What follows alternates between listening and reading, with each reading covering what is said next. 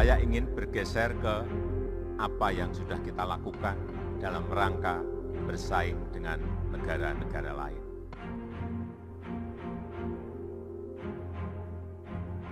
Fondasi dalam kita bersaing dengan negara-negara lain harus mulai kita tata dan kita bangun.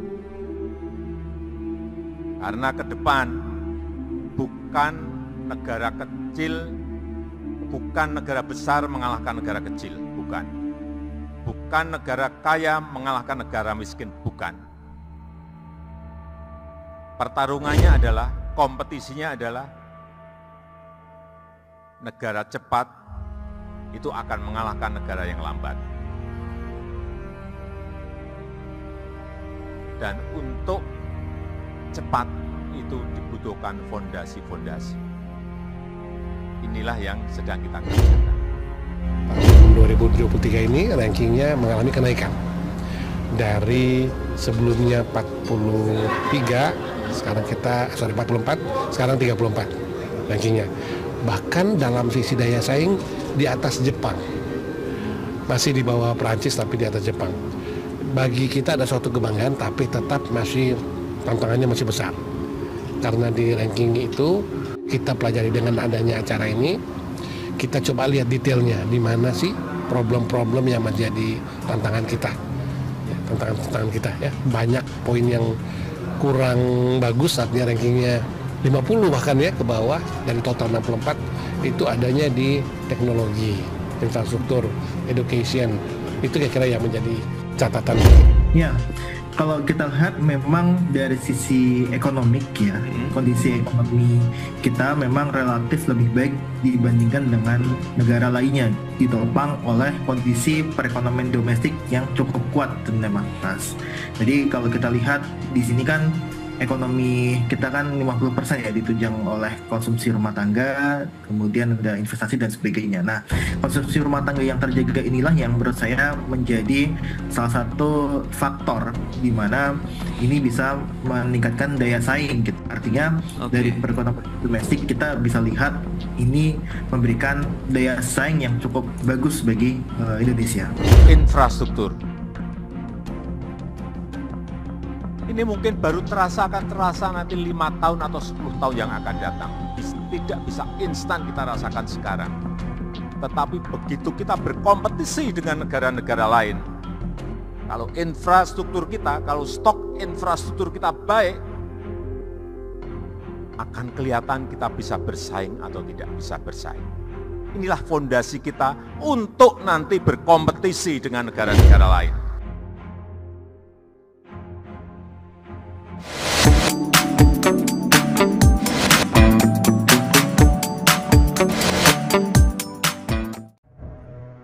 Setelah mantap, Indonesia memposisikan diri berada di kelompok 20 negara dengan ekonomi terbesar di dunia. Kembali Indonesia bikin gebrakan dengan prediksi beberapa tahun ke depan, ekonomi Indonesia diproyeksikan akan terus membesar. Hal ini dibuktikan dengan hasil riset World Competitiveness Ranking 2023 yang dilakukan oleh Institute for Management Development atau IMD Swiss dan Lembaga Manajemen Fakultas Ekonomi Bisnis Universitas Indonesia atau FEBUI yang mendapati peringkat daya saing Indonesia tahun 2023 berada di posisi ke-34 dari total 64 negara di seluruh dunia. Posisi ini membuat Indonesia melampaui beberapa negara di Asia Pasifik seperti Jepang yang berada di posisi 35, India di posisi 40, dan Filipina di posisi 52. Indonesia mengalami peningkatan yang signifikan dari posisi tahun 2022 yang hanya menempati posisi ke-44. Hasil penilaian peringkat daya saing ini didasarkan pada analisis data kinerja perekonomian Indonesia sampai dengan 2022, serta penilaian para pelaku usaha terkait persepsi kondisi lingkungan bisnis yang dihadapi.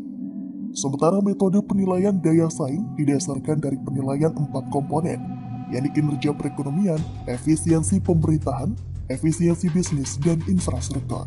Komponen yang mengalami peningkatan paling tinggi adalah kinerja perekonomian dan efisiensi bisnis.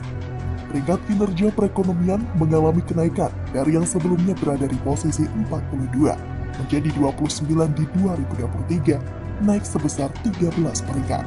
Faktor yang menjadi kekuatan pada komponen ini meliputi pertumbuhan PDB, kestabilan harga BBM, serta pertumbuhan ekspor dan investasi. Sementara kelemahan pada komponen ini adalah menurunnya lapangan pekerjaan di Indonesia. Pada komponen efisiensi bisnis, Indonesia berada di peringkat ke-20 pada 2023 dari yang asalnya 31 di tahun sebelumnya. Peningkatan yang juga terbilang tinggi dengan jumlah kenaikan 11 peringkat. Pada komponen ini faktor yang menjadi kekuatan adalah pada pertumbuhan angkatan kerja, remunerasi profesional, tingkat produktivitas tenaga kerja, serta akses pada layanan keuangan. Seluruh subfaktor pada komponen ini mengalami peningkatan dari tahun sebelumnya. Indonesia mulai bangkit. Indonesia tidak lagi takut bersaing dengan negara-negara berpengaruh di dunia. Untuk peringkat daya saing kita itu sudah membaik dibandingkan tahun lalu gitu kan. Kalau memang secara overall itu kita tahun lalu kan peringkat 44 gitu kan. Nah sekarang peringkat 34. Ini sebagian besar memang daya saing Indonesia yang naik ini ditopang oleh kondisi domestik gitu. Nah ini yang menurut saya faktor utama dari meningkatnya daya saing Indonesia. Tentunya ke depan, tantangan itu akan semakin berat untuk Indonesia bisa melesat. Tantangan itu tentu menjadi tantangan presiden terpilih nantinya. Mampukah presiden terpilih Indonesia di periode selanjutnya nanti membawa Indonesia melesat seperti yang telah dimulai oleh Presiden Joko Widodo? Ini bukan hoax, karena faktanya dalam periode kepemimpinan Jokowi, ketika perang dagang Amerika-China telah menghantam banyak negara, tetapi kebijakan Jokowi dan orang-orang yang tepat di jajaran pemerintahan Jokowi mampu membuat rupiah perkasa dan Indonesia melesat. Inilah yang dihadapi setiap pemerintahan dalam mengatasi masalah perekonomian harus mampu melakukan langkah-langkah untuk meningkatkan daya saing perekonomian dengan menurunkan ongkos produksi dan menurunkan biaya logistik, serta mempromosikan kebijakan yang ramah investasi. Presiden terpilih nantinya juga harus mampu meningkatkan kapasitas produksi industri dalam negeri sehingga dapat meningkatkan ekspor. Ironis memang karena pencapaian tersebut telah diupayakan Indonesia bersama Jokowi dalam pemerintahannya. Kebijakan yang dicanangkan Jokowi melahirkan kemudahan berusaha membawa Indonesia sebagai negara yang layak untuk investasi. Indonesia sejak 2017 dikategorikan sebagai negara dengan peringkat layak investasi oleh 3 lembaga pemeringkat internasional terkemuka. Status ini menjadi indikasi Indonesia dipercaya oleh investor internasional. Ketiga pemeringkat internasional itu antara lain Moody's, Fitch, dan Standard & Poor's. Tidak hanya investasi yang timbul karena kepercayaan dunia terhadap Indonesia, tetapi berbagai fasilitas infrastruktur turut berperan besar dalam memutar ekonomi Indonesia, dalam artian memangkas biaya logistik dan penghematan waktu. Daya saing Indonesia harus diperkuat dengan kemampuan meningkatkan kapasitas produksi industri dalam negeri, sehingga dapat meningkatkan ekspor. Kita harus mengurangi impor dan lebih fokus untuk berproduksi, mengembangkan seluruh potensi dalam negeri untuk mendatangkan pemasukan bagi negeri ini. Indonesia harus beranjak, tidak lagi menjadi konsumen, tetapi bergerak menjadi produsen. Jokowi telah membuktikan Indonesia adalah bangsa yang besar dan bermartabat, yang tidak hanya diperhitungkan di ASEAN, Asia Tenggara, tapi bahkan dunia. Pencapaian yang diakui dunia internasional harusnya lebih dari cukup untuk meyakinkan bahwa Indonesia benar-benar akan menjadi negara maju.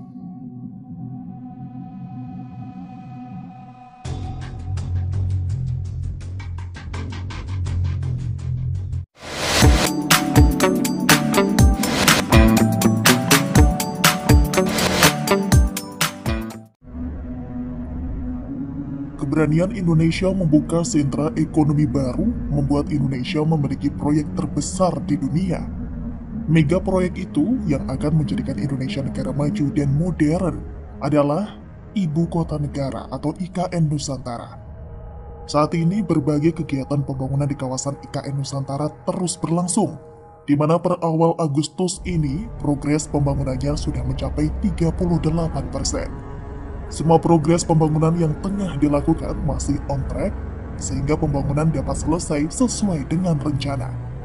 Tidak mengherankan kalau kemudian Malaysia merasa iri dengan mega proyek yang dimiliki Indonesia. Tidak mau kalah dari Indonesia, masyarakat Sabah berharap pemerintah federal Malaysia mempercepat peningkatan infrastruktur dan fasilitas umum berkualitas di negara bagian itu bisa setara dengan IKN Nusantara.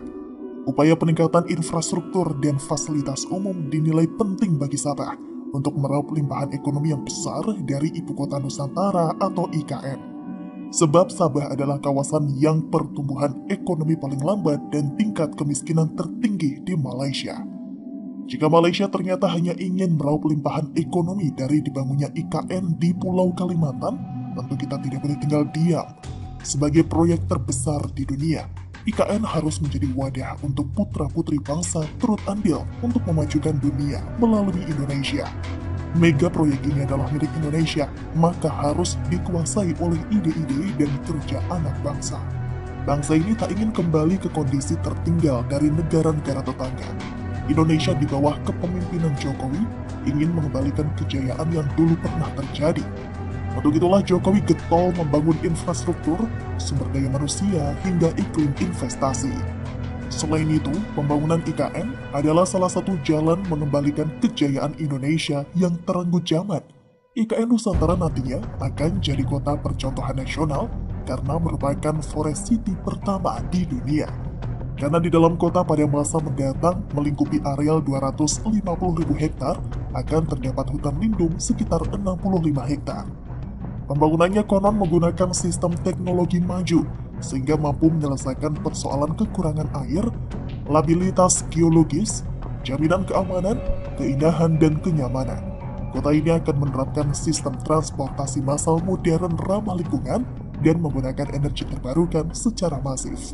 Tak mengherankan jika kemudian negara dekat kita kelabakan. Warisan yang ditinggalkan oleh Jokowi akan mendapat tempat spesial di hati masyarakat. Pekerjaan yang begitu berarti namun tidak mudah. Kali ini pun Indonesia tidak boleh lengah. Jangan sampai mengulang sejarah kembali turun menjadi negara jajaran bawah. Makanya Jokowi selalu mengingatkan akan perlunya mengubah pola pikir dan etos kerja. Karena hal itulah yang harus dilakukan agar Indonesia mampu mengejar ketinggalan dari negara lain. Layak disyukuri sekarang ini kita mempunyai presiden yang sangat rajin bekerja, bahkan gila kerja. Bekerja benar-benar demi rakyat, bukan bekerja demi mencari proyek untuk mempertebal kantong sendiri. 9 tahun memimpin Indonesia, berbagai pembangunan dan kemajuan sudah banyak dirasakan. Pembangunan infrastruktur yang masif dan merata sangat dirasakan manfaatnya oleh masyarakat. Pembangunan lainnya pun membuat masyarakat gembira dan negara lain iri, tidak bisa dipungkiri.